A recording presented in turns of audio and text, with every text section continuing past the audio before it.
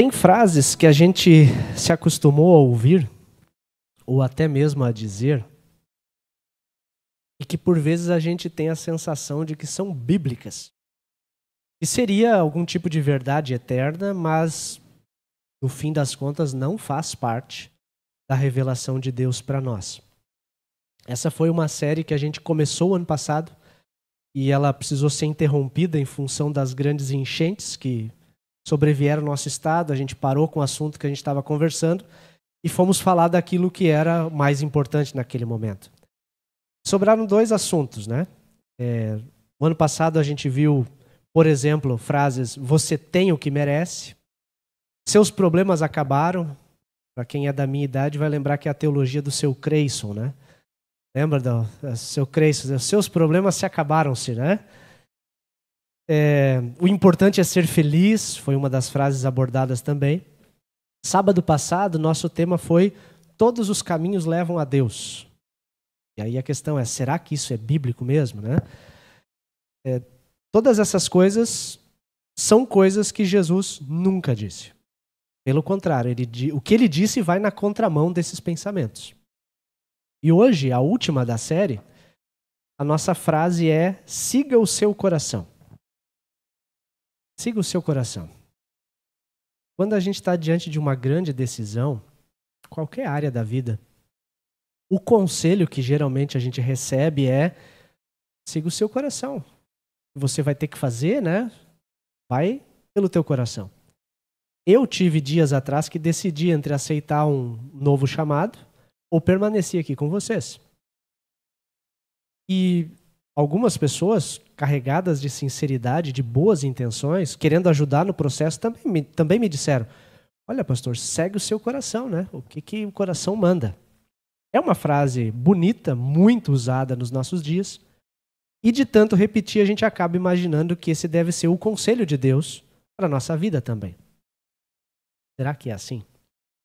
Será que a gente sempre, em todas as vezes, deveria seguir o que o coração nos diz? Será que tudo o que o meu coração me diz é bom para mim? É bom para os outros? E está de acordo com a vontade de Deus? Faz a gente pensar. A palavra coração, ela não se refere na Bíblia ao órgão que bate aqui no peito, mas tem a ver com os sentimentos, com os nossos desejos. Normalmente nós dizemos que a razão é uma coisa e o coração é a outra, tentando fazer um contraste entre algo mais racional e algo mais sentimental, mais ligado à vontade, às emoções. Tem vezes que a gente lá no fundo até sabe qual é o caminho correto para ser percorrido. A gente sabe que deveria seguir por um lado porque é o certo, mas nós seguimos por outro porque nós nos deixamos levar pelo que o coração diz. Porque a gente, no final das contas, quer ser feliz. E qual é a máxima? Para ser feliz, a gente segue o coração. Os textos bíblicos que eu separei hoje, a Rose leu para nós, nos falam sobre como é o nosso coração e também nos conta sobre uma pessoa que se encontrou com Jesus e que, confrontada com os seus valores, com as suas aspirações, os seus desejos, resolveu seguir o próprio coração. Vamos começar pelo profeta Jeremias, Antigo Testamento. Já chega com uma paulada. Enganoso é o coração mais do que todas as coisas, e desesperadamente corrupto. Quem poderá entendê-lo? Sabe aquela pergunta retórica? Já tem a resposta, né? Ninguém. Ninguém vai entender ele. Essa confusão que é o nosso coração. O trecho de Jeremias, ele faz um contraste entre aqueles que depositam a sua confiança no ser humano e os que confiam no Senhor Deus. Bastante parecido com o Salmo número 1. Talvez a gente lendo Jeremias vai lembrar do Salmo. Maldito o que confia no homem, aquele cujo coração se desvia do Senhor. Bendito aquele que confia no Senhor e cuja esperança é o Senhor, está no Senhor. E conclui dizendo que o nosso coração é desesperadamente corrupto. Isso é uma palavra forte. E eu fui dar uma olhada, essa expressão, Jeremias, no Antigo Testamento, é uma expressão em hebraico. No hebraico ela é uma palavra só. E também é traduzida essa palavra em outros contextos como incurável, ou que não admite cura. Enganoso é o coração humano, mais do que todas as coisas, e incurável, daria para dizer. Esse coração não admite cura. Só mesmo um verdadeiro milagre pode curar esse nosso coração, que é desesperadamente corrupto. Isso é Antigo Testamento, mas Jesus, no Novo Testamento, falou que é do coração que vem tudo de ruim que a humanidade produz. E a gente, às vezes, joga a culpa para o outro, né? E ele está falando que é daqui de dentro. Porque do coração, dali de dentro, procedem maus pensamentos, homicídios, adultérios, imoralidade sexual, furtos, falsos testemunhos, blasfêmias. Como eu já disse esses dias, acho que ele resolveu parar porque a lista ia ser interminável, né? De tanta coisa que vem do coração. É daqui de dentro que vem as coisas ruins. Coisas ruins tanto para nós como para as outras pessoas. Coisas que atrapalham o nosso relacionamento com Deus e atrapalham o nosso relacionamento com as outras pessoas. E eu penso que a gente poderia até atualizar a linguagem de Jeremias para a nossa época e dizer que do ponto de vista de Deus, ele diz maldito é o que confia no ser humano, maldito é aquele que acredita na sua própria força. E confia plenamente no seu desempenho, que bota fé nos seus instintos e faz tudo isso com o coração distante de Deus. Porque seguir o coração é seguir aquilo que nós temos de mais enganoso na vida. Nosso coração, na linguagem bíblica, tem uma doença que não admite cura. E provavelmente não admite cura porque não se sente doente. Sabe como é que é, né? Quando a gente acha que está bem, a gente não quer ir no médico. A gente só vai quando realmente a coisa está feia. O diagnóstico de doença nesse coração não vem dele mesmo. Aqui dentro não diz que está doente. Esse diagnóstico é revelado de fora. É por Deus. Deus é quem está nos dizendo que o nosso coração tem uma doença incurável, que ele é desesperadamente corrupto. É como se Jesus estivesse dizendo, não siga o seu coração. Porque esse teu coração tem potencial para te afastar das pessoas e para te afastar do próprio Deus. Mas também é verdade que o coração, os sentimentos, os desejos, aquilo em que a gente se apega, é algo bastante pessoal, é íntimo, e nós não conseguimos julgar o que passa no coração uns dos outros. Eu não vejo as intenções, eu não vejo a confiança de vocês, vocês não veem a minha confiança, não sabem onde está o meu coração. Não enxergam os meus sentimentos, aonde eu me apego. Por isso a palavra de Deus também diz, todo caminho de uma pessoa é reto aos seus próprios olhos, mas o Senhor sonda os corações. Os caminhos, quando a gente traça, parecem corretos aos olhos da gente. Mas Deus vai lá no fundo e sonda.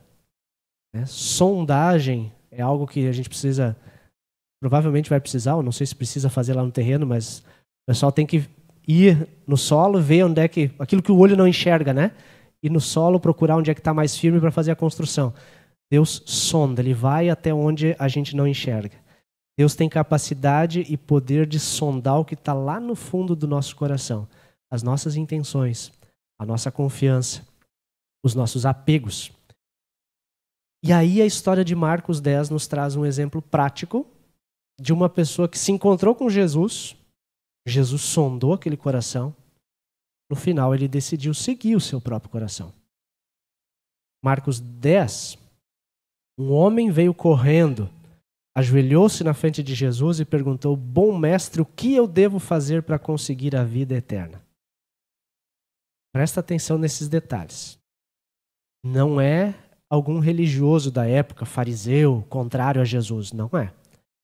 Esse homem se põe de joelhos diante de Jesus, uma atitude de respeito, de admiração, até de adoração.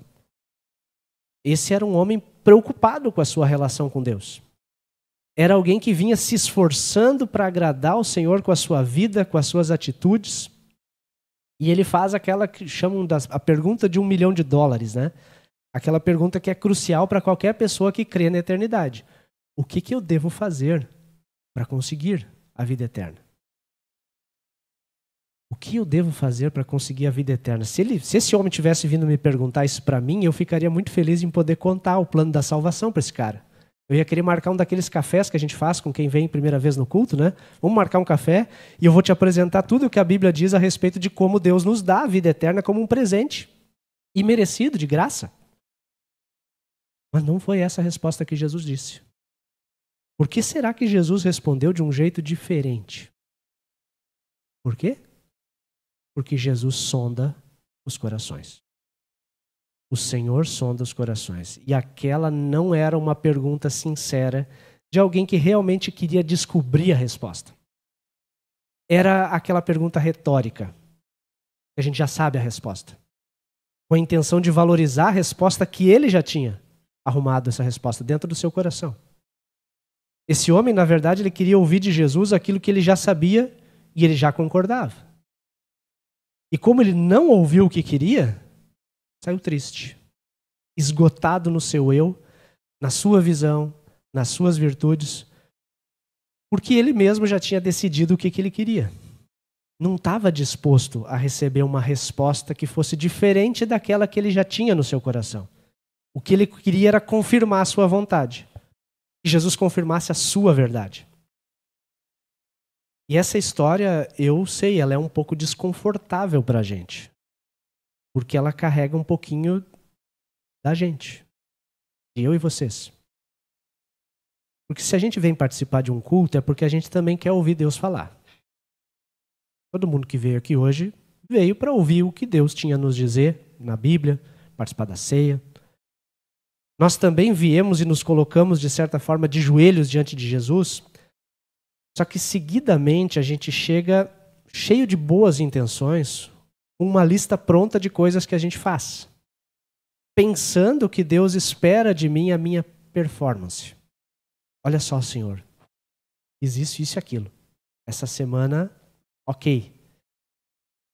Não são poucas as vezes que a gente ouve Deus falar, pela Bíblia, nos dando orientações práticas para a nossa vida no dia a dia. E lá no fundo tem aquela voz que diz assim, mas tudo isso eu tenho feito. Mais ou menos como a resposta daquele homem, né? Tudo isso eu já fiz. O que mais falta? Sigo esses mandamentos desde que eu era criança. Venho na igreja, faço tudo certinho. Ou como diz na nossa época, né? Não matei, não roubei. Então devo estar bem com Deus.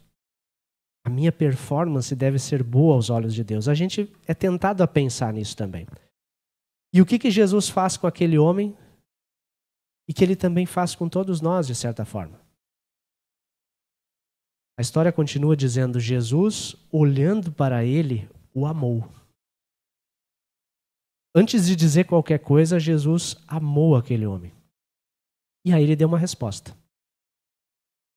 Por amor, Jesus mexeu na essência dele. Eu não conseguiria dar essa resposta.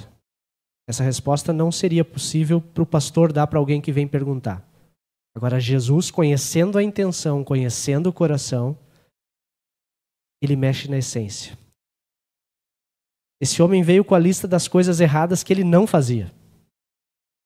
Já viram alguém assim às vezes? Senhor, isso não faço, não faço. E com a expectativa de ganhar uma nota 10 na prova com Jesus. Uma prova que ele mesmo se colocou porque foi ele quem veio querer confirmar com Jesus aquilo que ele já sabia e já fazia. Uma conversa de respostas prontas. Só que Jesus sonda o coração, Jesus viu lá no íntimo daquele homem sem nome, a gente nem tem o nome dele. Onde é que estava a sua motivação? Onde é que estava o coração dele? Talvez aquele homem não tenha nome registrado na Bíblia para que a gente também se coloque, de certa forma, no seu lugar. Poderia ser eu ali.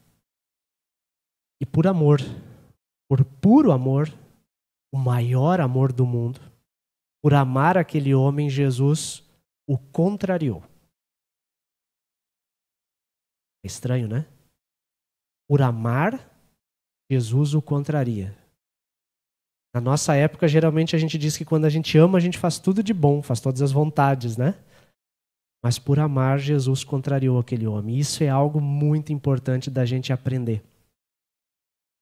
Jesus, por amor, muitas vezes também nos contraria. Do mesmo jeito que pais, também motivados por amor, muitas vezes se veem obrigados a contrariar seus filhos. Quem tem filho sabe como é que é. Alguns já são criados, a minha ainda está na fase de espernear quando é contrariada, né? E não é com a intenção de ferrar com os filhos. A intenção é de salvar os filhos. É de ajudar, é de corrigir para viver melhor. Assim também Jesus age com a gente.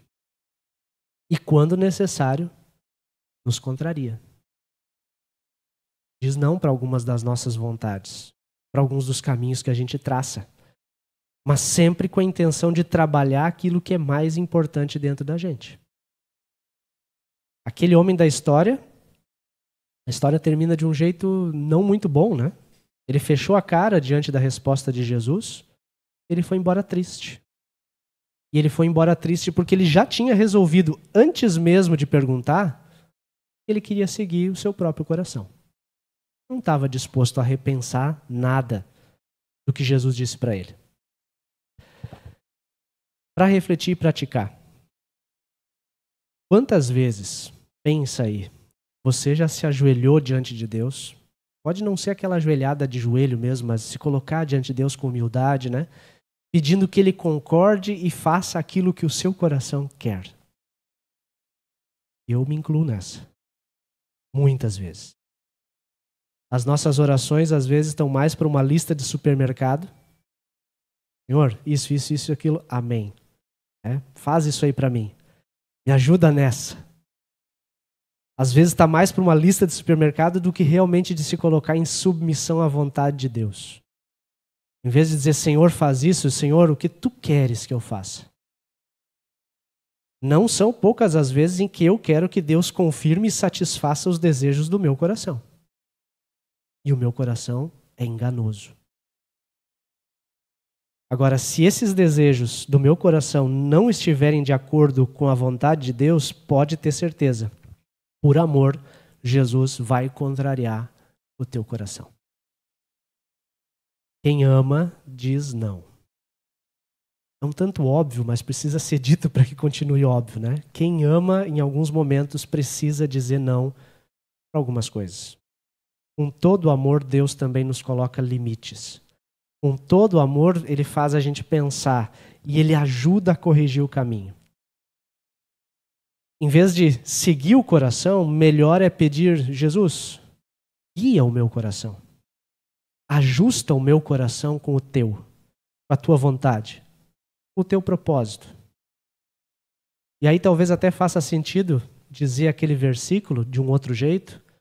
Entrega o teu caminho ao Senhor, poderia dizer, entrega o teu caminho, a tua vontade, entrega o teu coração ao Senhor. Esse coração enganoso, corrupto, incurável, porque Jesus tem cura para ele. Jesus tem solução. Entrega o teu coração ao Senhor, confia nele. E o mais, toda a lista de supermercado e outras coisas, Deus vai fazer. Do seu jeito, do seu modo, com a certeza de que vai ser o melhor para os seus filhos. Amém.